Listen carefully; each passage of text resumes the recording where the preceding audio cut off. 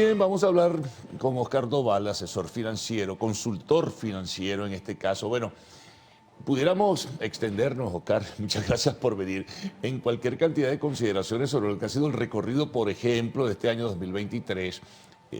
Lo recordamos en la anterior oportunidad, cerrábamos 2022 con, bueno, con cierto nivel de expectativas, pero arranca el 2023 y estamos ya entrando al último trimestre y las cosas no se ven claras. Desde tu óptica, ¿cómo percibes lo que está ocurriendo en lo que es, digamos, la dinámica económica y financiera de Venezuela? Y bienvenido, por supuesto. Gracias a ti, Carlos, por la invitación. Qué bueno estar aquí contigo y con los televidentes. Fíjate, Carlos, lo que planteas es bien interesante. 2021 y 2022 fueron años de una discreta activación, Sí. donde los venezolanos vivimos un incremento del consumo. ¿Por qué? Fundamentalmente. Bueno, hubo una estabilización de variables macroeconómicas, como devaluación e inflación, después aquella quemazón que tuvimos hiperinflación los años previos. De alguna forma esa estabilidad de variables macroeconómicas, o sea, digo estabilización, ni siquiera fue una gran estabilidad porque siguió habiendo una inflación importante, una devaluación importante, pero no tan masiva como la que había antes.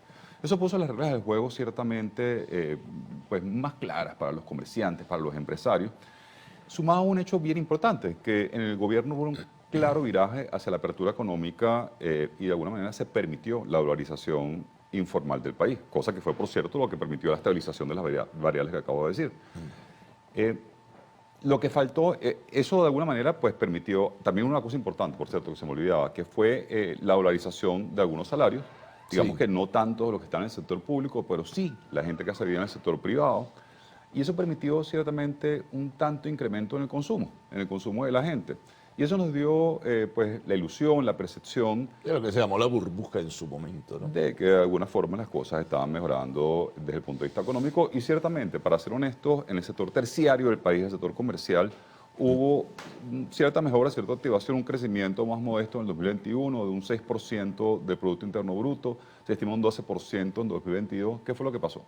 Cuando tienes un país donde la recuperación es a expensas fundamentalmente de la estabilidad macroeconómica, del sector terciario o comercial, pero el sector secundario y primario de la economía. El sector secundario, para que la gente entienda, es todo lo que es manufactura, el sector industrial, que es una gran fuente de empleo. El sector primario es el de materia prima, que nuestro país además es productor de materia prima, productor de petróleo históricamente, y es un productor de commodities, petróleo, hierro, aluminio, etc.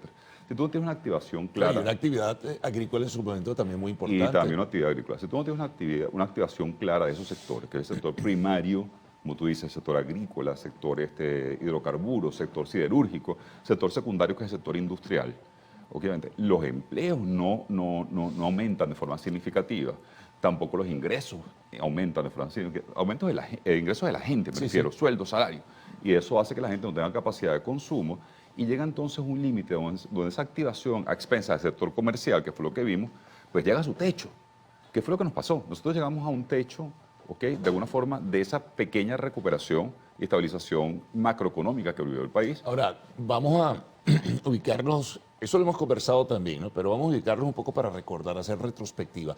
¿Por qué hubo ese frenazo? Bueno, el sector industrial y el sector comercio y en general el sector privado de la economía se le atribuye en principio el año pasado al impuesto a las transacciones financieras que ciertamente ejerció una presión significativa. Pero después de agosto del año pasado comenzó una presión tremenda sobre el mercado cambiario. Y tú decías, bueno, pero ¿cuál es la razón de todo esto? Y vino el frenazo, que fue lo que comenzamos a sentir a partir de enero de este año. Fíjate, ¿cuál es la causa a raíz de esto? Fundamentalmente Venezuela, como dije anteriormente, Carlos, depende de los commodities y depende de la producción petrolera. Y si bien es cierto que en el 2020 estamos apenas en 300.000 barriles por día, para que tengamos un histórico justamente, nosotros venimos una producción en el 2017, antes de las sanciones, de 2 millones de barriles diarios. Y antes de eso, cuando la industria petrolera estaba a tope, 3 y pico. 3 millones y pico de barriles diarios. Si bien es cierto que se logró, y eso es un buen hacer de PDVSA, hay que decir también lo bueno, no solamente lo malo. Si bien es cierto, por buenos oficios de PDVSA se logró aumentar la producción petrolera de 300.000 barriles a 700.000 barriles a principios de este año y actualmente 840.000 barriles, hasta que Venezuela no logre realmente pasar la barrera del millón de barriles, y diría más, hasta que no recuperemos una producción por lo menos de 2 millones de barriles diarios, que todavía estamos lejos de eso, no vamos a ver una activación de base de la economía venezolana, porque los venezolanos y tanto el gobierno, el Estado venezolano, mejor dicho, no el gobierno, el Estado como la empresa privada, depende muchísimo de la producción petrolera. Antes de todo este tema económico que estamos viviendo, de la crisis, el 95% de los ingresos por concepto de exportación de Venezuela era por petróleo. En este momento, con una producción de 800.000 barriles, Carlos, si 350.000 o 400 son para el consumo interno y apenas podemos sacar 350.000, 400.000 barriles diarios, saque cuenta a los venezolanos que están allí. ¿Ok? Estamos sacando una mínima cantidad de petróleo en comparación con lo que sacábamos en el pasado. Pero fíjate una cosa, la tentación, que es un riesgo, que con la ayuda de Chevron, que por cierto anuncia para finales de este año subir a 65.000 de los 135.000 que produce, más proyecta 200.000 barriles por día para el año 2024. Eso va a acercar la producción venezolana sin duda alguna a 1 millón de barriles. Digo el riesgo de tentación, que el Estado venezolano, que ahora ha dado ciertos espacios a la empresa privada, retome el control total, va a tener más dinero y luego coloque otra vez en posición secundaria a la empresa privada del país, que es tan importante para el desarrollo. Es totalmente cierto. Si algo tenemos que aprender los empresarios privados, y digo, tenemos que aprender, porque yo pertenezco a la empresa privada, yo pertenezco al mundo bursátil, casa de bolsa, por lo tanto soy empresario privado, es que no podemos estar dependiendo de las dádivas del Estado venezolano. Y de hecho, en estos últimos 2 años, esa pequeña activación no ha sido así. Le hemos echado pichón por nuestra cuenta. No podemos seguir dependiendo si queremos realmente en el futuro ser sólidos económicamente. Pero fíjate, lo que mencionas de Chevron, querido Carlos. Chevron ciertamente promete aumentar la producción a 200.000 barriles diarios. Pero si entran otras multinacionales, Eni, Repsol, Schlumberger, Morelli-Prom, incluso ConocoPhillips, que están en fila pidiendo licencia, ¿okay? Para las sanciones, me refiero, para evitar las sanciones financieras y petroleras y comerciales que pesan sobre Venezuela. Si logran entrar esas multinacionales, sí podemos aumentar críticamente la producción petrolera hacia finales del año 2024. Bueno, vamos a hacer una pausa, Oscar, y vamos a regresar enseguida. Conversemos con Oscar Doval, consultor financiero.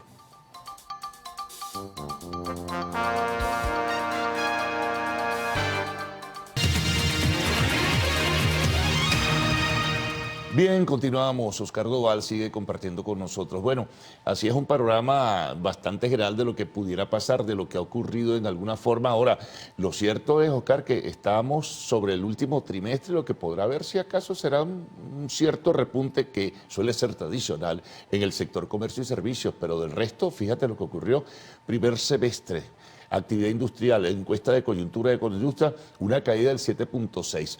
Construcción totalmente detenida, el sector agrícola dando tumbos. Entonces, no podemos vivir solamente para un sector comercio y servicios en el último trimestre del año. Así no se mueve una economía. Totalmente de acuerdo. Los venezolanos vamos a vivir este último trimestre del año y de hecho estamos empezando a ver cierta activación del consumo por una cosa mínima, chiquitita. Sí, claro. Pero van a ir los bonos, las misiones de último momento, el pago de las utilidades, las vacaciones, en fin. Como tú bien sabes, además, porque tú eres de fuente económica y conoces muy bien el tema, hacia el último trimestre del año siempre se ve cierta expansión fiscal, fundamentalmente porque vienen los bonos, como tú acabas de decir, tanto en el sector privado como en el sector público. Eso hace que la gente tenga un poquito más plata en el bolsillo, ¿okay? Y esa permite que la gente tenga un poco más de consumo. Y ciertamente vamos a vivir nuevamente una activación del sector comercial o cierta activación del sector comercial y probablemente este año no lo cerremos en negativo. Vamos a cerrar con un crecimiento positivo que puede estar en el 2 o 4%, que es mucho menor que el del año pasado, que fue el 12%, y mucho menor incluso que el 2021, que fue el 6%.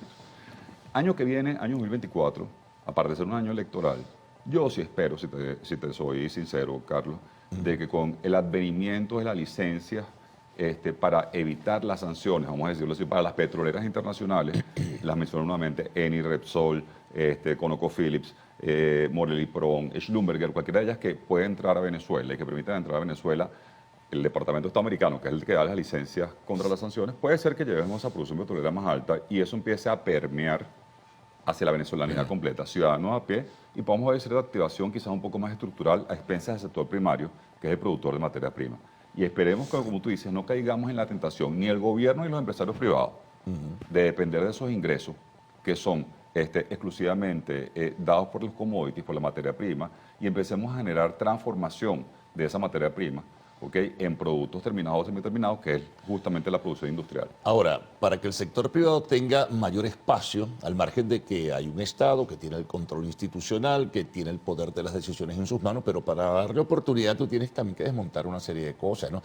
Las líneas de crédito paralizadas, está de por medio el tema del encaje legal en la banca, también otras dificultades. El plan estratégico para enfrentar la inflación, Oye, continúa. La depreciación de la moneda en lo que va hasta ahora va por el 48% aproximadamente. Entonces, tampoco así puedes mover una economía, tienes que dar mayor oportunidad. El sector privado no puede, bueno, y la banca, no sé, está allí recibiendo dinero, ya sea en dólares o en bolívares, pero no está cumpliendo su real papel de intermediación y de apoyo crediticio para el desarrollo de la economía de un país. Ciertamente, yo creo que acabas de dar en un punto clave, que es la activación del sector financiero, para claro. que de alguna forma se permita que la labor de intermediación, que fundamentalmente, dicho en términos sencillos, es que se pueda contar con créditos, para que las empresas, las industrias, los comercios cuenten con capital de trabajo, para poder así generar más productos y servicios, pero a su vez también mejorar los salarios de sus trabajadores, que a su vez pueden aumentar el consumo y mejorar pues la actividad y la activación económica del país.